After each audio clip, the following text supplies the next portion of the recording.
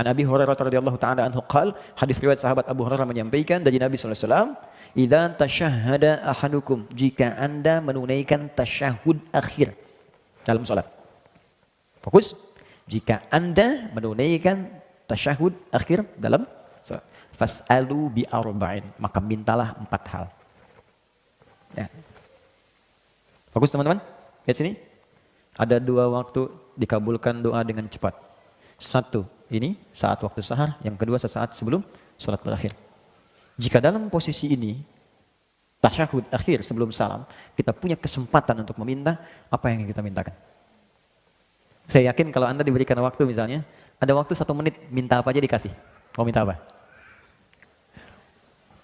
Wah, masa banyak tuh, minta kaya, minta karir, minta surga, ya kan?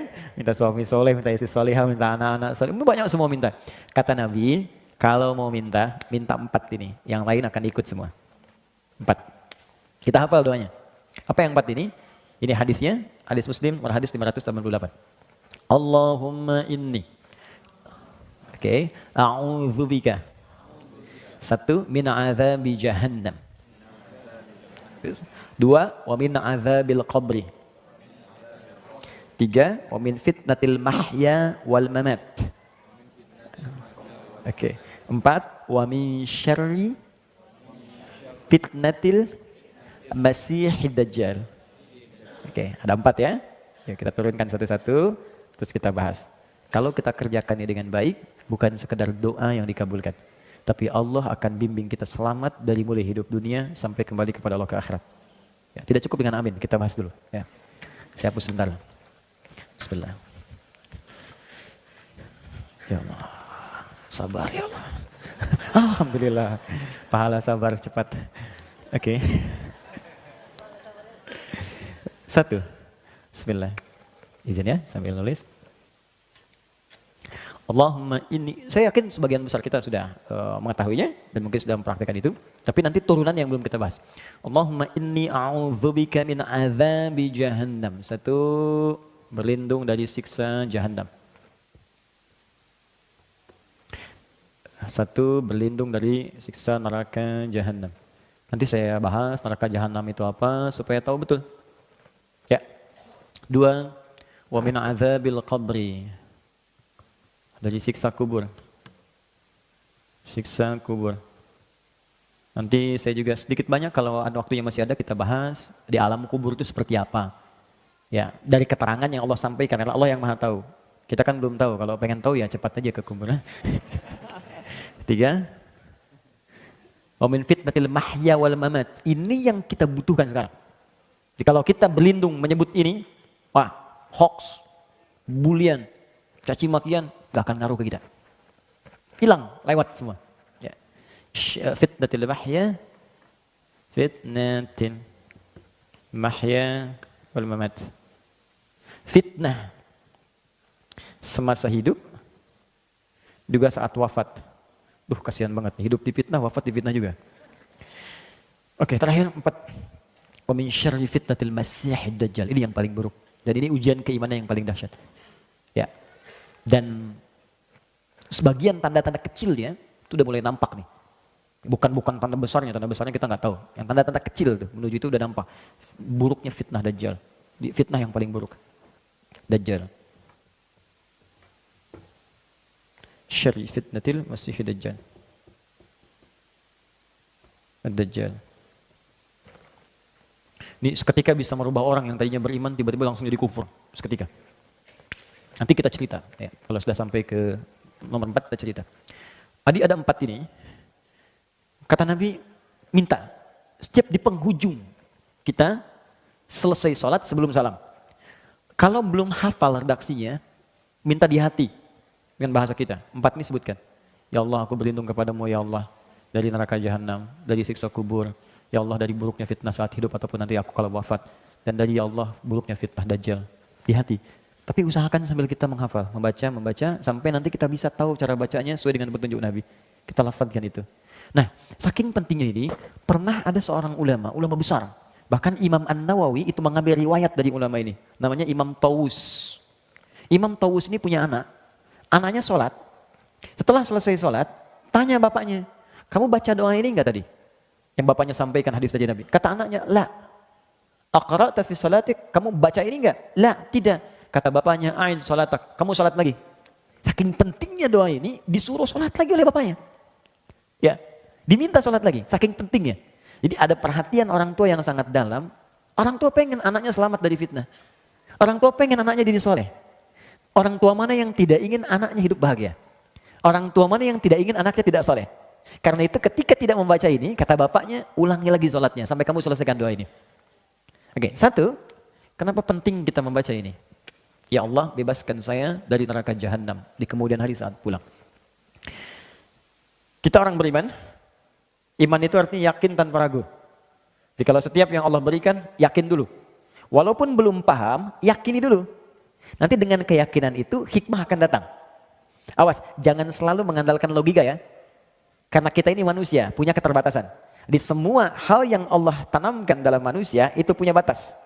Contoh, mata punya batasan. Yang kita lihat besar sekarang, menjauh jadi kecil, bahkan hilang. Artinya, mata terbatas. Telinga punya keterbatasan. Sekian hertz dari bunyi, belum tentu bisa kita dengar. Semakin menjauh, semakin hilang bunyinya. Baik, pikiran punya keterbatasan. Yang tak masuk ke pikiran kita, nggak bisa kita cerna. Jadi kalau mata punya keterbatasan, maaf, telinga punya keterbatasan, kenapa akal tidak ingin punya batas? Pasti terbatas. Karena itu Allah berikan jalan. Iman dulu, nanti kalau sudah iman, hati dilembutkan, hikmah datang. Kalau hikmah sudah datang, akal akan mengikuti dan langsung paham seketika. Jelas? Karena itu, kalau berbicara tentang yang goib itu nggak tampak di depan kita. Kalau nggak tampak, akal nggak masuk. Karena akal itu hanya bisa kemudian memformulasikan yang tertangkap oleh indera, yang kelihatan dicerna akal, yang terdengar dicerna akal, kan? Yang terasakan dicerna akal. Ini sekarang nggak nampak, nggak terasa sekarang. Bagaimana bisa dicerna akal? Karena itu yang dituntut iman. Di antara perkara iman itu ada kehidupan setelah kematian. Kita yakin itu. Karena kita yakin, maka mesti siap-siap. Gini logikanya. Teman-teman kesini kan mesti ada persiapan. Nggak semua orang tinggal di Bintaro. Ada yang di Jakarta, saya dari Bekasi. Mustahil kesini kalau nggak ada bekal. Mesti ada kendaraan, ada bekalnya, ada macam-macam. Ini baru ke Bintaro. Sekarang kalau Anda ingin keluar kota lebih jauh lagi, antar provinsi. Anda keluar negeri butuh visa, butuh paspor. Ongkosnya tidak sedikit. Itu masih di dunia, level dunia. Sekarang Anda ingin keluar dunia, orang mau ke bulan aja bayarnya udah berapa sekarang? Itu baru nyampe bulan, Anda pengen ke surga. Firdaus lagi bersama Nabi. Ongkosnya mana? Bekalnya apa? Maka Allah turunkan amalan-amalan.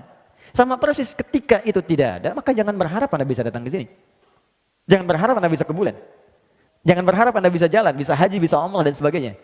Maka kata Allah, jika orang pun pulang tak punya persiapan, dia nggak bisa ke surga. Tempatnya kemana? Hanya ada dua tempat. Satu ya neraka. Yang kedua A'raf. A'raf. Makanya ada surat Al-A'raf, surah ke-7. Intisarinya di ayat ke-45 sampai 47. Ya, Al-A'raf itu yang belum ke surga, yang tidak ke neraka. Jadi bekal ke surga belum cukup, ke neraka pun amalan nggak banyak-banyak amat dosanya gitu. Di 50-50, ini 50, ini 50. Tempatnya di sini. Dia bisa melihat semua yang di surga, tapi tak sanggup mendengar yang di neraka. Itu bahasa Qurannya. Tak sanggup mendengar, apalagi nengok. Logikanya begini, teman-teman malam nih 2:30 keluar dari hotel ini, tiba-tiba di atas pohon ada suara. Hihihi. Nengok nggak? Hah? Apa? Pasti Anda lari. Anda dengar suara itu udah lari, apalagi neraka. Orang teriak semua. Makanya kata Quran, nggak sanggup mendengar yang di neraka, tapi banyak mengamati yang di surga. Dan dengan rahmat Allah, maka dipindahkanlah dari sini ke surga. Setelah hisab selesai, 1 harinya 1000 tahun. 1 harinya, nunggu di sini. Kalau nggak cukup ke sini, nggak cukup di sini, ya mampirnya ke sini. Tapi ada satu tempat di sini yang nggak bisa keluar lagi. Namanya neraka jahanam. Di neraka itu dibagi 2, neraka yang jahanam dan bukan jahanam. Ya bukan jahanam ya neraka juga, seneraka-nerakanya gitu kan. Ini paling ringan nih, yang paling ringan ini. Neraka paling ringan, tapi jangan diringan-ringankan ya, neraka juga gitu. Itu di Quran surah ke-4 ayat 56. Quran surah 4 ayat 56. Nanti Anda akan tahu di ujung apa yang saya maksudkan. Innal ladzina kafaru bi ayatina sawfa nuslihim nara. Orang-orang yang susah mengikuti petunjuk kami, sulit. Kafar itu teman-teman, ada 3 jenis. Ada kafir, ada kafar, ada kufar. Itu beda. Kalau kafar, itu perbuatan menyimpang. Dikeluar dari petunjuk Allah, ya. Dikerjakan bisa oleh non-muslim, disuruh sholat, nggak sholat karena nggak ada iman kan. Bisa juga oleh orang yang mengaku muslim. Orang Islam tapi nggak mau sholat. Orang Islam nggak mau zakat, itu disebutnya kafar. Dia tidak keluar dari Islam, tapi mengerjakan perbuatan yang dikerjakan sama dengan orang yang tidak beriman. Dia mengatakan beriman tapi nggak mau sholat. Orang nggak beriman kan nggak sholat. Nggak beriman nggak zakat. Dia pun ikut-ikutan begitu. Maka disamakan kalimatnya dengan kafar, bukan kafir. Jadi dia tidak keluar dari Islam, tapi mengerjakan perbuatan maksiat yang selevel dengan pelanggaran yang belum beriman. Karena itu ketika Allah mengatakan la in syakartum la azidannakum wa la in kafartum. Kalau kamu zakat, kamu infak, kamu bersyukur. Tapi kalau kamu kufur, bukan keluar dari Islam, cuman dia nggak mau zakat. Jelas? Nah, orang-orang ini kalau di dunia mengaku muslim tapi anti sholat, anti zakat, anti puasa, dia mengatakan dirinya muslim, tapi sulit beribadah, maka akan ditimbang. Kalau timbangannya banyak buruknya dan baiknya itu hanya sedikit, maka dia akan dicuci dulu di neraka untuk membebaskan yang kotor-kotornya. Nah, mana masuknya? Masuknya di nomor 4 tadi, Quran surah ke-4, ayat ke-56 tadi. Istilahnya kafar. Innalladzina kafaru, sungguh orang-orang yang ingkar, sulit mendengar apa yang aku sampaikan, aku arahkan, saufa nuslihim nara. Nanti yang paling ringan, itu akan ditarik oleh malaikat penjaga neraka langsung ubun-ubunnya. Dan maaf ya, malaikat penjaga neraka itu udah nggak punya selera humor. Nggak ada candanya. Quran surah 66 ayat ke-6. Ya, saya mohon maaf, saya lepas kacamata supaya saya nggak jelas. Ini saya nggak jelas lihatnya. Nggak jelas, jadi saya bisa enak aja ngelihat kemana-mana. Ya, itu nggak ada humor. Ghilafun shidad. Bengis, keras. Nggak ada ngajak bercanda. Ke neraka yuk, nggak, tarik aja dia. Ya. Yang ditarik apa ya? Ini, ubun-ubunnya. Bagaimana cara nariknya? Nusli itu kalau dalam bahasa Arab standar itu dicelupkan. Pernah bikin teh celup? Gini kan? Masukkan, angkat, ada. Nanti ada malaikat yang tugasnya angkat celup, angkat celup, angkat celup, angkat. Itu sekali celup, kullama nadijat juluduhum baddalnahum juludan ghairaha liyadzuqul adab. Sekali dicelupkan, itu hancur semua tubuhnya plus kulit-kulitnya. Diangkat sembuh lagi supaya merasakan azab yang baru. Setiap dimasukkan sehari sama dengan 1000 tahun rasanya. Jadi kalau ada yang masuk 1 detik saja, itu sama dengan 48 hari rasanya. Oke lah. 1 detik sama dengan 48 hari. Itu neraka biasa. Sekarang neraka jahanam. Jahanam itu, maaf ya, saya kembali ke yang biasa dulu. Tapi kalau dia ada di sini dan ada iman dalam jiwanya, itu dihapuskan dulu, semua kotorannya dicuci. Di hadis Al-Bukhari disebutkan, baru kalau sudah selesai dipindahkan ke surga. Tapi jangan coba-coba karena dahsyatnya luar biasa. Tapi kalau neraka jahanam, dia nggak bisa keluar. Dan tempatnya di paling dasar neraka. Yang tadi saya sebutkan Quran surah 4 ayat 56 itu paling atas neraka. Yang ini paling dasar. Tadi saya barusan baca hadis di perjalanan. Ada Nabi sedang ngobrol dengan sahabat, tiba-tiba datang bunyi, bus, jatuh. Kalau kita meteor lah sekarang jatuh. Karena Nabi tahu nggak kalian bunyi apa itu? Sahabat jawab, Allah wa Rasulullah a'lam. Kata Nabi, ini Nabi ngasih ungkapan, ya ngasih ungkapan, itu semisal batu yang dijatuhkan ke neraka jahanam. Ke dasarnya untuk melempari ahli neraka jahanam. Perhatikan, batu itu dijatuhkan 70 tahun lalu, baru nyampe sekarang. Artinya, jarak dari atas neraka sampai ke neraka jahanam itu 70 tahun. Saking dangkalnya di atas di bawahnya. Keraknya paling bawah itu. Itu ketika dilemparkan itu, saking jauhnya, udah nggak bisa keluar. Bagaimana siksa yang paling dasar di neraka jahanam?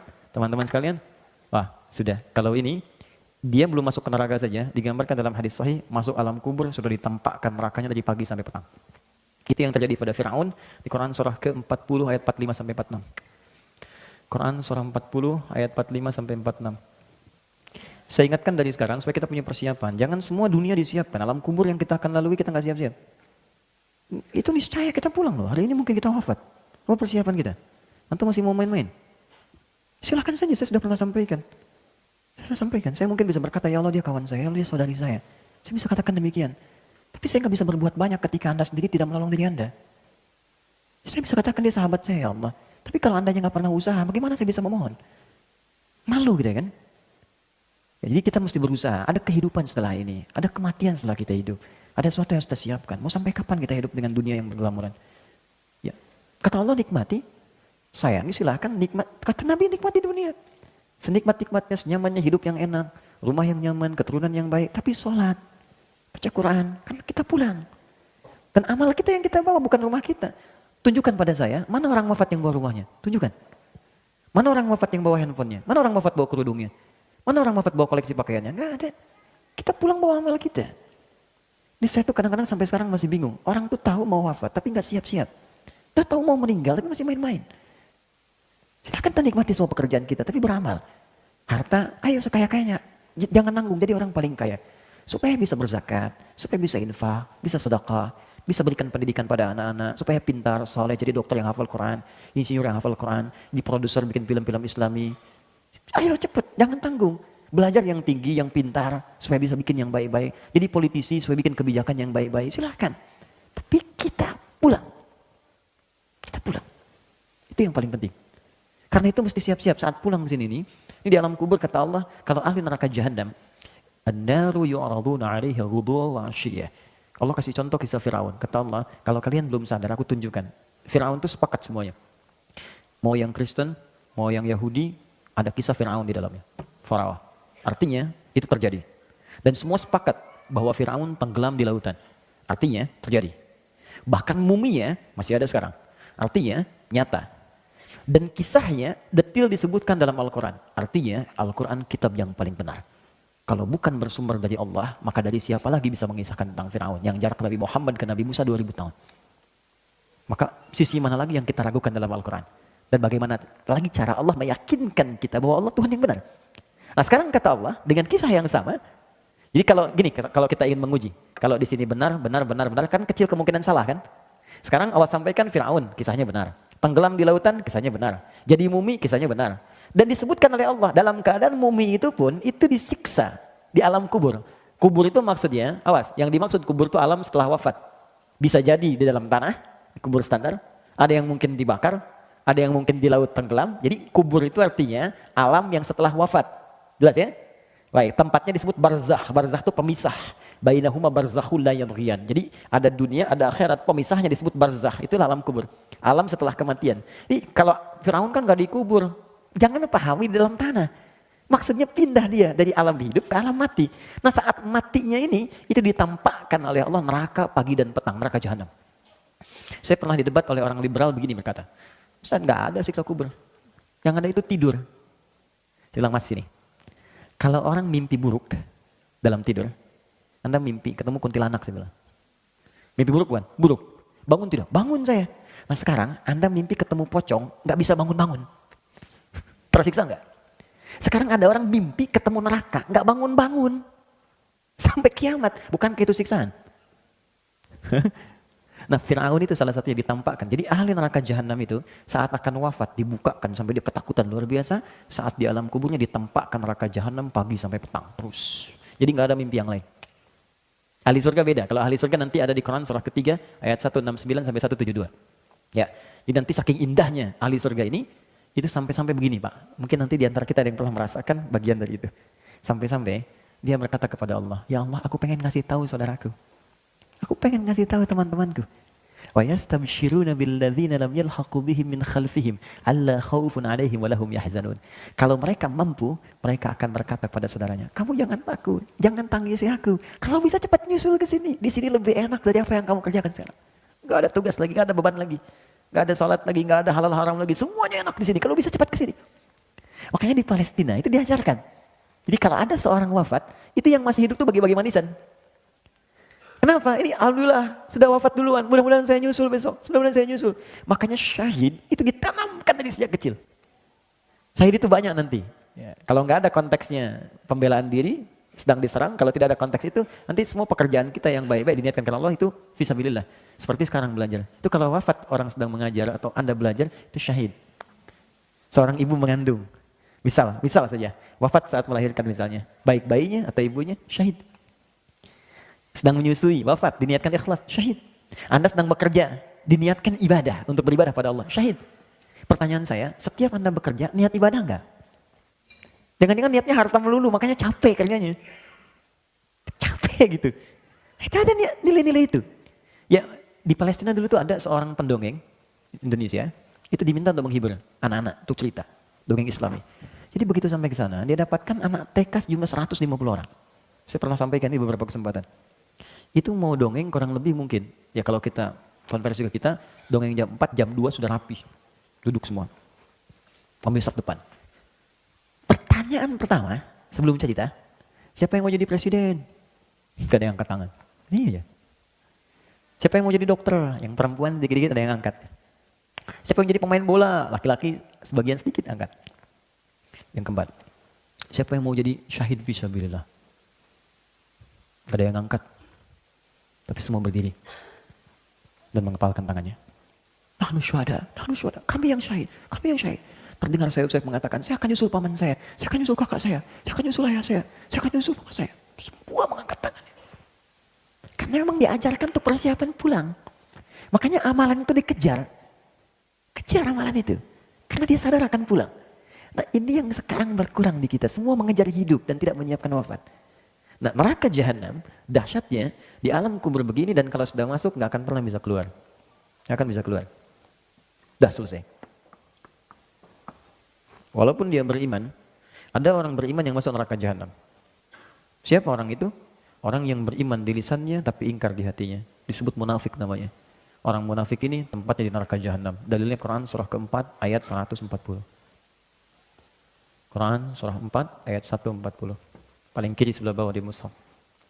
وَقَدْ نَزَّلَ عَلَيْكُمْ فِي الْكِتَابِ أَنْ إِذَا سَمِعْتُمْ آيَاتِ اللَّهِ يُكْفَرُ بِهَا وَيُسْتَهْزَأُ بِهَا فَلَا تَقْعُدُوا مَعَهُمْ حَتَّى يَخُوضُوا فِي حَدِيثٍ غَيْرِهِ. Jika Anda mendengar ada orang-orang yang bahkan kata Quran gelarnya cukup tinggi, bagus, tapi dia memalingkan isi ayat-ayat Allah. Kadang-kadang memotong ayat-ayat, kadang mohon maaf ayatnya dialihkan kepada pengertian lain. Maka kata Allah jangan sertai mereka. Jangan celak juga. Dan diamkan aja, tinggalkan. Kalau Anda ikuti yang seperti itu, semua agama sama, menuju pada Tuhan yang sama, cuma caranya beda-beda. Anda ikuti seperti itu, ujung-ujungnya Anda nanti nggak sholat juga. Ujung-ujungnya nggak ibadah juga. Tinggalkan dulu mereka, sampai mereka tobat. Baru datangi lagi. Kata Allah, lihat ujung ayatnya. Innallaha jami'ul munafiqina wal kafirina fi jahannam jami'a. Allah akan himpun orang munafik dan orang-orang yang tidak mau beriman di akhirat nanti di neraka jahanam semuanya. Ingat, ada dua perbuatan yang bisa memasukkan seorang ke neraka jahanam. Kalau Anda berlindung menyebutkan ini, maka Anda akan dijaga dari dua perbuatan itu. Ya, pertama, tadi orang yang munafik, perbuatannya disebut nifak. Cirinya 3. Hati-hati, kalau Anda ciri ini melekat pada diri kita, segera tobat. Karena resikonya bahaya. Pertama nifak. Allahu Akbar. Orang yang disebut munafik. Cirinya 3. 1, idza haddatsa kadzaba. Kalau dia bicara dimanapun, hobinya berdusta. Ingat, hadisnya bukan hadatsa, tapi haddatsa. Beda antara hadatsa dengan haddatsa. Kalau hadatsa, sekali bicara. Mungkin ada orang yang terpaksa berdusta karena satu hal, bukan jadi kebiasaan. Kalau ini, setiap bicara, hobinya dusta. Jadi banyak dustanya dibanding biasanya. Ya, hati-hati nih. Rumah tangga, tanya, kemana ya? Sini dulu, padahal enggak. Kebiasaan. Anak dari kecil ditanya misalnya, kemana? Awas hati-hati. Di kantor jadi biasa, terbiasa bermuamalah dusta. Hati-hati teman-teman, hati-hati. Kalau pilih-pilih pekerjaan yang baik-baik. Di diplomasi, dunia politik sekarang, ekonomi di perdagangan, berapa banyak orang dusta dengan barang jualan dan sebagainya. Promosi kan bagian dari pembicaraan. Bikin status, hoax, buzzer itu, hati-hati itu. Yang suka bikin yang buruk-buruk itu kan kebiasaan, jadi profesi. Sekarang jadi profesi. Nabi mengancam, dijadiin profesi. Nabi mengancam, jangan, hati-hati ini. Kamu bisa jadi munafik, dijadikan profesi. Itu bahaya. Itu kalau nggak tobat, makanya kita doakan. Kalau malam bangun tuh doakan. Ya Allah, jadikannya orang belum baik jadi baik. Ya Allah, bukakan pintu tobat untuknya, berikan dia hidayah. Ya Allah, aku tahu rahmatmu lebih luas daripada hukumanmu. Berikan mereka rahmatmu, berikan kami rahmatmu. Minta. Jadi jangan diperjelek juga, doakan lah. Mungkin ada yang statusnya buruk, ahli maksiat, doakan mungkin dia jadi orang paling soleh dibanding kita di kemudian hari.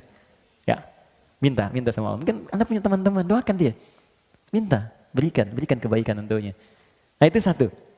Kemudian yang kedua, ciri orang munafik, ini hobi dusta, satu hobi dusta. Nah, kemudian yang kedua, wa idza wa'ada akhlafa, sering ingkar janji. Sering ingkar janji. Ini luas sekali aspeknya. Ya bisa di bab bisnis, bisa. Ya bisa di bab apa saja, termasuk standar kehidupan. Jadi bukan sekali 2 kali, bukan karena kondisi terpaksa, tidak, tapi memang hobinya begitu. Jadi janji itu dianggap enteng untuk diingkari. Besok ketemu ya. Terus nggak datang dia. Kamu kemana? Aku udah nunggu. Ah maaf ya, aku ada pekerjaan misalnya atau apa. Tapi dianggap biasa aja. Nggak ada apa, nggak ada. Bahkan kadang-kadang nggak ada maaf, sudah biasa. Itu hati-hati. 3. Wa idza tu'mina khana. Itu yang paling bahaya. Kalau diamanahi, dia berkhianat. Banyak berkhianat. Khianat.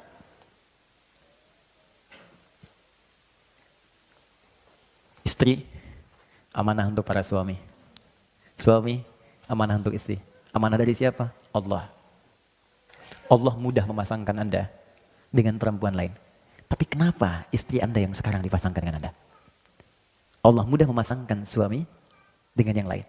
Tapi kenapa suami Anda dipasangkan dengan Anda sekarang? Karena Allah yang punya keyakinan dengan itu, Anda menjadi baik. Itu amanah Allah. Makanya kalau suami menginginkan istri salihah, suami support. Ma tahajud yuk, sayang pakai kerudung yang baik ya, sayang kita ngaji besok ya. Istri begitu. Sayang besok kita tahajud bareng ya, kamu jadi imam doa ya, aku aminkan di belakang. Support. Itu amanah. Dan satu kali akan ditanya oleh Allah. Akan ditanya. Anak-anak amanah. Sudah berapa banyak anak Allah amanahkan kepada Anda? Sudah sejauh apa Allah mendekatkan dia dengan, Anda mendekatkan dia dengan Allah? Itu amanah. Satu kali akan ditanya. Dan nanti ada riwayat ketika anak akan ke neraka, orang tua ke surga, ada riwayat anaknya mengajukan protes kepada Allah. Perhatikan, dengar kalimatnya. Ya Allah, aku begini nih karena orang tuaku tak pernah peduli kepadaku. Mereka sholat sendiri saja, ya Allah, aku gak pernah dilihat. Mereka puasa sendiri, aku gak pernah diajak. Kalimat itu muncul. Lalu apa yang terjadi? Diadili oleh Allah keduanya, dikonfirmasi ternyata benar kejadiannya. Maka ditukarkan. Semua beban itu dipindahkan kepada orang tuanya, anaknya kemudian dibersihkan, anak yang ke surga, orang tua ke neraka. Hati-hati. Nah, itu amanah. Pekerjaan amanah. Apapun itu. Dan semua akan dipertanggungjawabkan. Makanya kalau kita niatkan ikhlas, dunia otomatis datang, akhirat itu akan mulia. Ya Anda yang kerja apa saja, itu jaga dengan baik. Niatkan ibadah. Nah ini ya, 3 ini. Maka nanti kalau kita sering berdoa begini, Allahumma inni a'udzubika min adzabi jahannam. Artinya, ya Allah lindungi aku dari sebab-sebab neraka jahannam. Maka Anda akan didorong oleh Allah untuk berbuat jujur. Pekerjaan jujur, di kehidupan rumah tangga jujur, terus cerita bareng-bareng. Ya, nikmat hidupnya. Ya, mengajar jujur. Saya juga sama Ustadz. Jangan karena saya senang satu amalan, saya sembunyikan yang lain, itu dosa besar. Anda tahu, orang yang masuk neraka duluan itu 3 golongan. Salah satunya Ustadz, kiai, para pengajar. Makanya saya sering katakan tolong doakan itu. Jangan dikira mudah itu. Tidak mudah. Tidak mudah. Ya, ada seorang yang berkata ketika ditanya, ma fa'alta bi'ilmik? Apa yang kamu kerjakan dengan ilmumu? Dia berkata, saya mengajar karenamu ya Allah. Kata Allah, kadzab. Kalau kadzib sekali dusta, kadzab berdusta sering berkali-kali. Apa jawaban Allah saat itu? Dibukakan filenya semua. Kamu itu mengajar hanya untuk cari popularitas. Kamu hanya mengajar untuk cari materi, cari amplop, cari macam-macam. Lemparkan dia ke neraka. Dibawa, ditarik malaikat, dilemparkan. Oke, tolong jangan bebani saya dengan hal semacam itu. Ya, saya sering katakan di setiap tempat, saya tidak pernah memasang apapun urusan dunia. Saya transaksi saya dengan akhirat, bukan dengan dunia. Dapat yang saya bisa, saya akan usahakan sendiri. Kalau saya belum punya kemampuan, kita berbagi. Itu yang saya pegang. Sampai saat ini. Alhamdulillah Allah cukupkan. Saya dari kepala sampai ujung kaki nggak pernah beli sampai hari ini. Demi Allah saya katakan, ini peci, kacamata, belum satu rusak sudah datang yang lain. Ini baju dikasih. Hampir saya copot tadi buat Mas Dude. Nanti habis selesai saya copot. Ya. Baik, ini celana sama, jam sama, hampir semua, hampir sampai saat ini. Siapa yang kasih? Allah. Dan saya nggak pernah minta apapun. Tunjukkan pada saya di mana saya ceramah, saya minta tarif, minta amplop. Semua saya datang. Dan berusaha, karena kita nggak tahu di titik mana kita bisa gagal. Popularitas dan sebagainya. Itu yang paling berbahaya. Yang kedua, orang kaya yang mengaku sering dermawan, sering nyumbang. Dia mengaku karena Allah. Tapi kata Allah bohong. Ternyata kamu pengen dipuji aja. Disebut orang kaya yang suka ngasih, pemberi dan sebagainya. Ketiga, mujahid fisabilillah. Dia mengatakan karena Allah. Kata Allah bohong. Kamu disebut tuh karena ingin disebut sebagai orang hebat aja. Perang dan sebagainya. Nah, maka hati-hati. Nanti setiap kita berdoa ini, ya Allah lindungi aku dari neraka jahanam, maka artinya Anda akan dijaga oleh Allah supaya jujur dalam kehidupan. Kemudian kalau berjanji bisa menepati dan tidak khianat dalam kehidupan. Ini poinnya. 2, dosa besar. Ini banyak sekarang. Jadi kalau kita berdoa, kita akan dijauhkan dari dosa besar. Orang yang mengerjakan dosa besar sengaja dan tidak bertobat, maka nerakanya jahanam. Contoh, syirik dosa besar. Sekarang syirik jadi acara. Jadi program. Awas, saya nggak mau ada teman saya di sini menyulitkan beban saya di hari kiamat untuk kita bisa saling menolong. Jangan terlibat dalam program-program syirik. Mau di media, di TV, di radio, dimanapun jauhi. Belajar Apa jenis-jenis syirik-syirik itu yang bisa kemudian menjauhkan atau menyekutukan Allah? Program dukunisasi, paranormal, macam-macam, jauhi itu syirik. Dan kita doakan. Ya, jauhi yang seperti itu, kita doakan kawan-kawan kita supaya Allah melembutkan dulu hatinya. Kalau sudah lembut, dia mau datang sendiri. Baru kita dakwahi dengan lembut, dengan hikmah. Jangan langsung celah juga, ini begini, tidak, pelan-pelan. Karena ada orang belum tahu. Yang belum tahu itu diberitahu, bukan dimarahi. Woi, tobat lu, syirik. Marah dia. Doakan dulu, lembutkan, pelan-pelan, ajak diskusi. Gitu caranya. Fir'aun sekejam-kejamnya masih disuruh Nabi Musa untuk bisa berdakwah dengan lembut. Quran surah 20 ayat 43 sampai 44. Kata Allah, Musa Harun, pergilah kepada Fir'aun. Idhaba ila Fir'aun innahu tagha. Dia sudah mulai menyimpang. Faqula lahu qawlan layyina, dan dakwahi dengan lembut. La'allahu yatadzakkar aw yakhsha, mungkin dengan kelembutan itu dia sadar. Maaf ya, kita dengan Nabi Musa masih soleh Nabi Musa. Dengan Harun masih soleh Nabi Harun. Teman kita dengan Fir'aun masih buruk Fir'aun. Teman kita itu bukan Fir'aun, dan kita tidak lebih baik dibandingkan Musa dan Harun. Kalau Musa dan Harun diminta berbuat lembut, kenapa kita mesti mencela? Ya, makanya saya sering katakan, kalau Anda ngaji, jadi menjadikan Anda pandai mencela, Anda ngaji apa? Apa yang Anda bahas? Oke. Ini dosa besar. Dari mana taunya Ustaz dosa besar itu? Saya ambil contoh gini.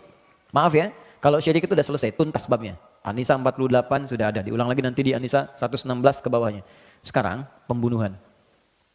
Berapa banyak sekarang jadi hiasan di berita kita? Kayaknya kok jadi berita yang ringan gitu. Tewas ketiga, dibunuh ini, ada yang kok jadi konsumsi harian? Apa orang nggak baca Quran? Quran surah keempat, ayat 92 sampai 93. Wa may yaqtul mu'mina muta'ammida, orang yang sengaja merencanakan pembunuhan, satu orang saja. Apalagi korbannya orang beriman. Fajaza'uhu jahannam. Kata Allah, balasannya aku langsung siapkan neraka jahanam kalau tidak tobat. Sengaja merencanakan pembunuhan. Pembunuhan berencana. Khalidan fiha, aku jamin kekal di dalamnya, enggak akan keluar. Wa ghadiballahu alaihi, Allah murka kepadanya. Wa la'anahu, dilaknat dia. Wa a'adda lahu 'adzaban 'azima, dan dijanjikan mendapatkan siksa yang berlipat dari neraka biasa. Sekarang tunjukkan pada saya, orang beriman mana yang cita-citanya masuk neraka jahanam. Makanya kalau ngajinya benar, itu nggak akan ada kekerasan seperti ini. Tiba-tiba muncul bom panci, bom kulkas, bom teflon. Saya waktu kejadian bom Jalan Tamrin itu, malah kaget, saya sedih saya. Sedih sekali.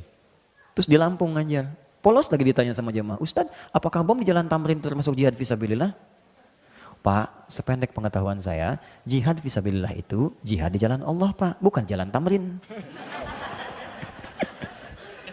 Hati-hati ya, kalau nanti ngaji ada orang ngajak tiba-tiba mencela saja sudah buruk. Nih, gini ya, kalau Anda ada yang ngajak ngaji, terus pandai mencela orang, itu di hadis Muslim, hadisnya sahih. Riwayat sahabat Abu Hurairah. Hadisnya disebut orang muflis. Kata Nabi begini, ya'ti yaumal qiyamati, kalau Nabi katakan pasti benar. Bisolatin, akan ada orang di hari kiamat membawa pahala yang banyak amalnya. Jadi rajin sholatnya. Jadi saat di dunia itu dia belajar, terus dia rajin sholat. Berubah. Wa zakatin, pandai berzakat. Wa siyamin, rajin puasa. Cuman sayang, wa ya'ti qad syatama hadza. Cuman suka mencela si fulan. Wa qadhafa hadza, menuduh si fulan. Wa akala mala hadza, mengambil hak si fulan. Wa daraba hadza, senang berselisih, berkelahi, wa safaka dama hadza. Bahkan ada yang menumpahkan darah dan menyebut nama Allah di dalamnya. Sekarang kejadian.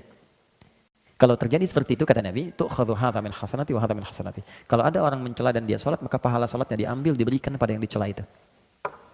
Makanya kalau ada yang nyela, ada yang bully, jangan marah. Itu sedang transfer pahala. Kita doakan supaya baik.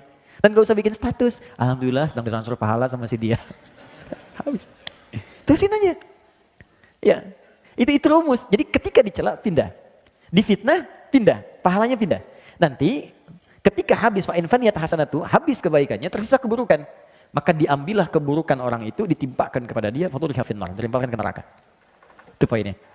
Maka hati-hati ya teman-teman, zina dosa besar. Awas, hati-hati. Makanya kalau penyebab kepada zina, kita tutupi sekarang. Yang perempuan hati-hati. Ya, berdandan yang baik, tapi jaga, hati-hati. Jangan sampai salah berniat dalam berdandan. Ingin dilihat, siapa yang lihat? Kalau yang lihat orang-orang yang tidak berhak melihat, hati-hati, mungkin pengantar kepada maksiat. Ya, teman-teman yang laki-laki jaga pandangan, karena kelemahan laki-laki di pandangan. Apa yang dibuka di handphone Anda sudah punya istri, ngapain lihat status istri orang lain? Saya yang baik-baik, nggak ada masalah. Tapi lihat gambar-gambar yang tak baik. Awas hati-hati, acara-acara TV yang tidak bagus. Jangan jadi pelakunya juga. Hati-hati. Kalau Anda jadi pelakunya dan ditonton orang, dan diikuti gaya Anda itu, maka dosa dia ditampung oleh Anda. Ditampung oleh Anda. Awas hati-hati, itu yang disebut dosa jariah. Bukan cuma pahala jariah, dosa pun ada. Ketika Anda memberikan contoh buruk, diikuti oleh orang, maka setiap perbuatan buruk dia, Anda dapat bagian saham keburukannya. Masuk. Kalau kita taubat, diberhentikan oleh Allah. Selesai. Nah, maka orang yang sering berdoa begini, Allahumma inni a'udzubika min azabi jahannam. Ketika dia bacakan itu, maka dia akan dijauhkan dari semua pengaruh zina, semua pengaruh keburukan, pembunuhan, zina, syirik akan dijauhkan oleh Allah dari hidupnya. Dan dijaga dia berbuat jujur, amanah, dan tenang hidupnya. Itu baru satu doa.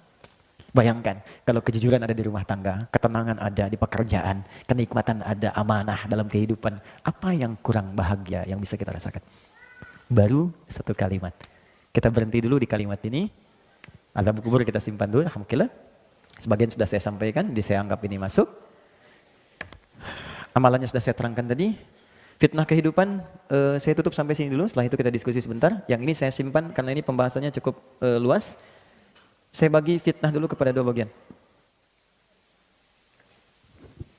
Fitnah, pakai F ya, bukan P. Katanya orang Sunda susah bilang fitnah, padahal itu fitnah ya. Oke.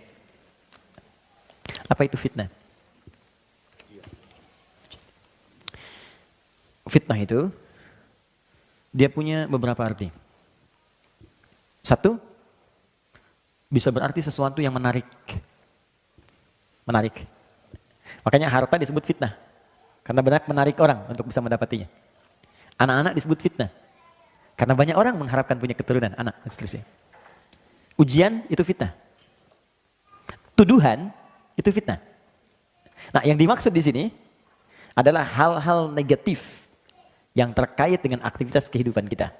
Misal, tuduhan yang kerjakan orang kok yang kena kita. Atau, maaf, fitnah di keluarga, anak-anak.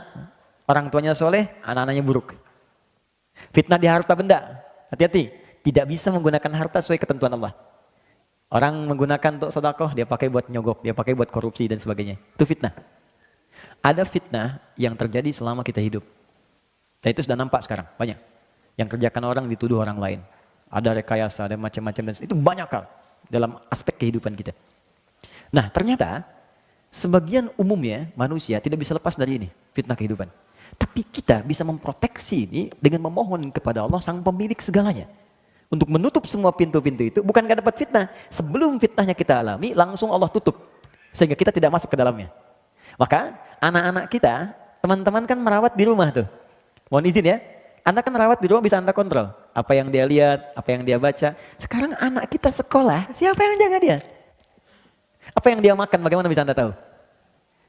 Anda sudah capek mengandung 9 bulan 10 hari, melahirkan, memberikan ASI, teman-teman merawat peluh kesahnya. Tiba-tiba ketemu teman yang menjauhkan dia dari kebaikan pada Anda.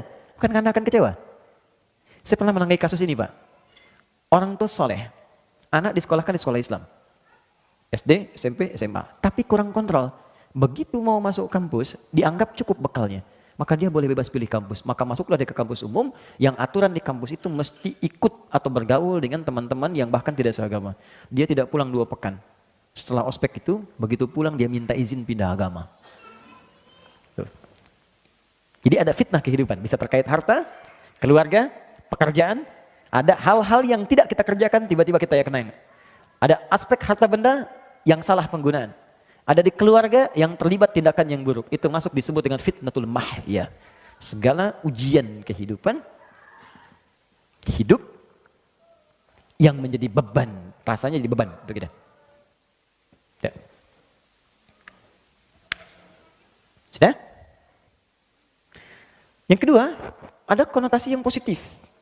Tapi kalau nggak dikerjakan, jadi negatif. Yang kedua ini artinya, ujian yang diberikan pada orang lain, tapi kita diminta belajar dari hikmah itu.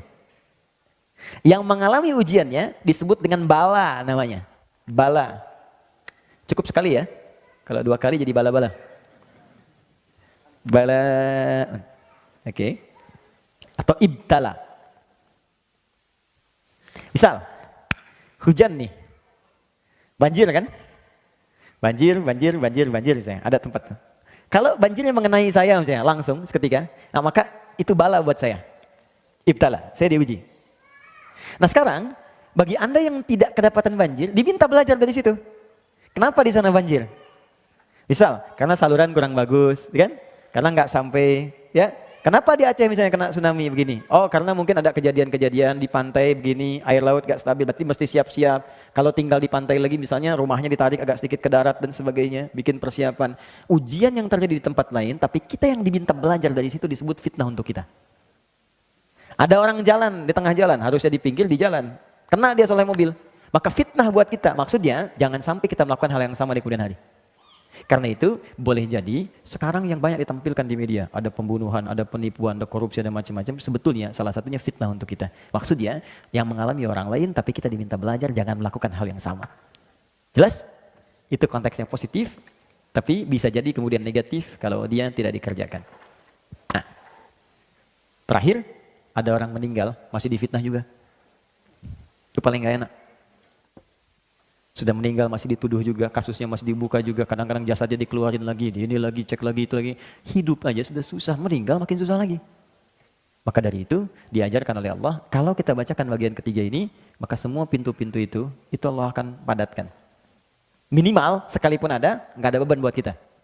Jadi kalau bukan ditutup oleh Allah, atau dibuka untuk pelajaran, tapi hati kita dilapangkan.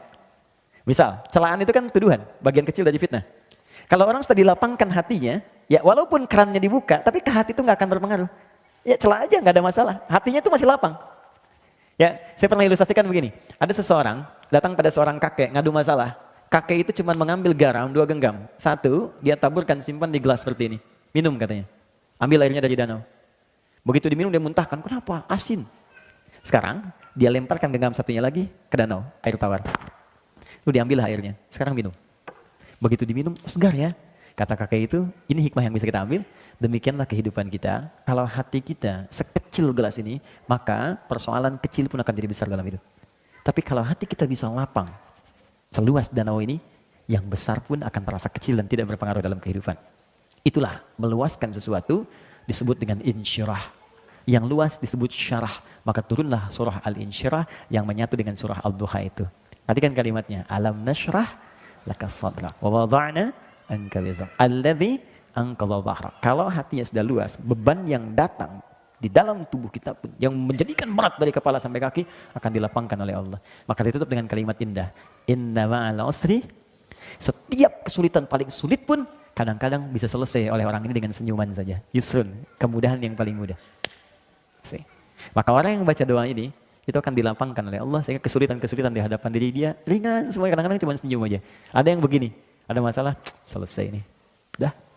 Macet orang keluh, tantin klakson. Alhamdulillah bisa baca Quran. Ya, terlambat bagaimana ya? Bilangannya terlambat, macet. Emang kenapa? Diberhentikan pekerjaannya, cari pekerjaan lain. Rezeki sudah diatur. Lapang sekali gitu hatinya tuh. Ya. Kalau begini bagaimana? Akan belum kejadian. Tenang gitu. Nah, cukup ya? Saya kira sementara itu manfaat doanya. Terakhir, fitnah Dajjal. Nanti siapa itu Dajjal? Bagaimana ciri-ciri Dajjal? Seperti apa bentukan Dajjal? Nanti kita bahas di pertemuan berikutnya dengan melengkapi salam dan amalan setelah salam. Ya, tapi tanda-tanda kecil dari Dajjal itu sekarang sudah muncul. Dajjal itu dahsyatnya nanti gini. Dia nunjuk ke langit, hujan-hujan. Makanya ada orang menganggap dia Tuhan. Ya, tiba-tiba langsung hilang imannya. Dia bisa menunjuk, memukul kuburan, bangun. Ujiannya begitu. Nanti yang dibunuh, yang membunuh dia, nanti Imam Mahdi atas petunjuk Nabi Isa alaihissalam. Ya, nanti turun ke bumi, menyelesaikan itu. Tapi sekarang tanda-tanda kecil itu ada. Ada yang minta bantuan jin tertentu, melakukan amalan-amalan Dajjal. Ya, apa di antara amalannya? Nanti kita lihat di pertemuan berikutnya insya Allah.